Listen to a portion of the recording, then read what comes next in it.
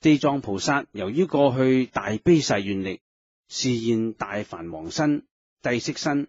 聲聞身、閻羅王身、獅象虎狼牛馬身，乃至羅剎身、地獄身等無量無數異身，以教化眾生嘅，應眾生所求而消災增福。因為地藏菩薩時常變現無數化身，濟度眾生，所以又稱為千體地藏嘅。地藏菩薩喺過去久遠劫前係一位大長者嘅兒子，因為見到奮迅具足萬行如來嘅相好莊嚴，而產生恭敬敬仰，想證得此莊嚴相，於是發誓盡未來際不可計劫，度脫六道罪苦眾生嘅。又喺某一世，地藏菩薩係一個婆羅門女，為咗救度亡母脫離地獄，而為母親設供修福，並且發願盡未來劫廣度罪苦眾生。又喺某一世，地藏菩薩係一位國王，佢嘅人民多做眾惡，於是佢發願度盡罪苦眾生，皆至菩提，否則不願成佛嘅。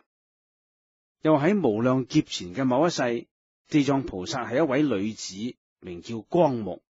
佢嘅母親墮落地獄受苦，光目為咗救亡母，發願救拔一切罪苦眾生，待眾生盡成佛後，方成正覺。中國佛教以地藏菩薩為四大菩薩之一。地藏菩薩具有無數量不可思議嘅殊勝功德，如果至心稱念地藏菩薩嘅名號，或者禮拜供養地藏菩薩，就會脫離憂愁痛苦，不墮惡道，並且能夠獲得10種或者28種利益。以後一一會同大家講解嘅。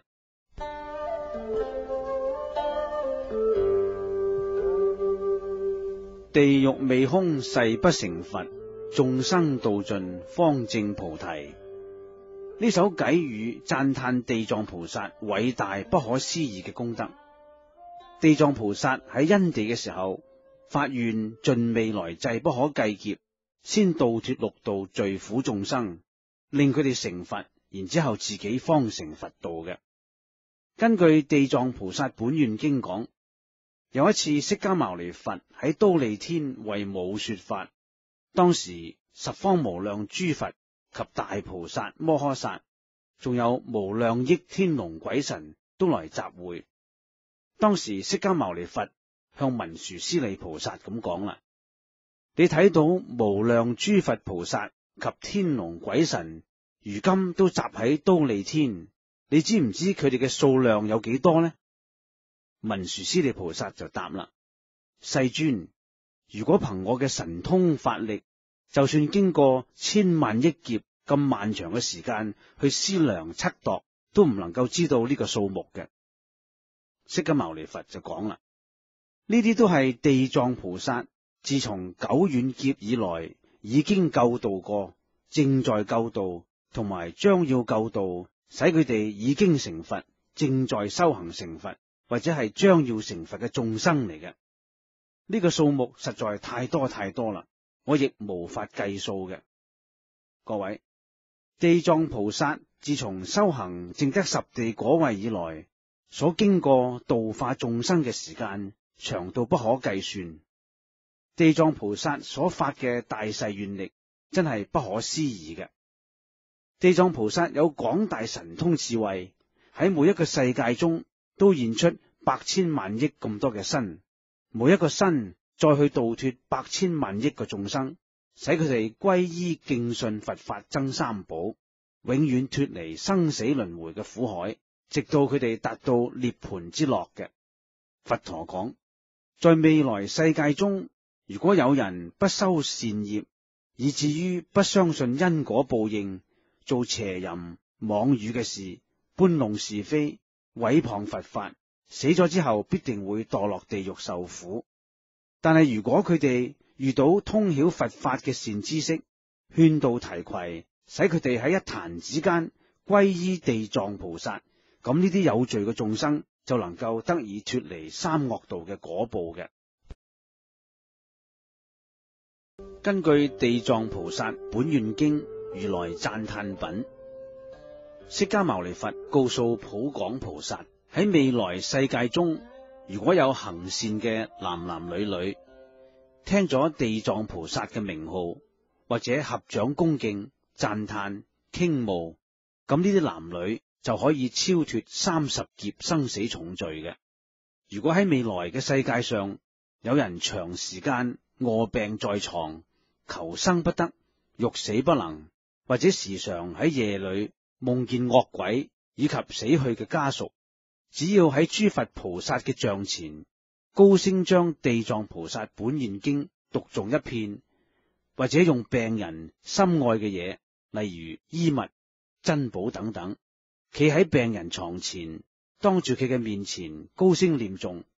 我某某替呢位病人喺佛經像前割愛施捨呢啲物品，或者將來要布施俾寺廟或者救濟別人，將呢句話連講3次，要俾病人聽見。咁呢位病人如果罪孽深重，死後要墮落地獄，因為誦念地藏經同布施嘅功德，就唔會墮落地獄，而且係會往生善處嘅。如果病人罪孽較輕，就會漸漸痊癒，壽命增加嘅。根據地藏菩薩本願經閻羅王眾讚歎品講，當時法會中有一個鬼王叫做主命鬼王，佢對釋迦牟尼佛咁講嘅：世尊，我根據世人自作嘅業緣，主管閻浮提世界嘅人命，佢哋咩時候生，咩時候死，都由我主管。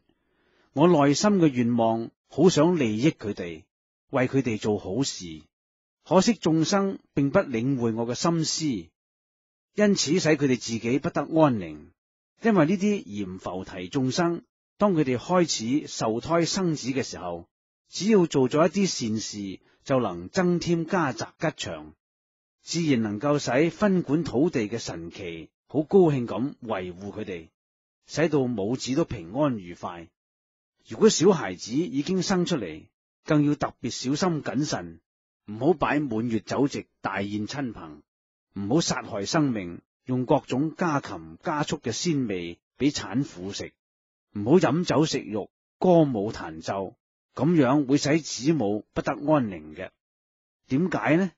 因為在生產孩子艱難痛楚嘅過程之中，有無數惡鬼同妖魔鬼怪都要嚟食腥血。於是我早令舍宅土地神靈去保護母子順利得以生產，但係母親生產得到平安之後，就應該修福修善報答諸位土地神靈。可惜佢哋往往不但不報答土地神祇，反而做出殺生害命、擺酒飲宴嘅事情，而且聚集親友縱情宴樂。由於咁樣犯咗禍殃，自作自受，母子都將受到損害嘅。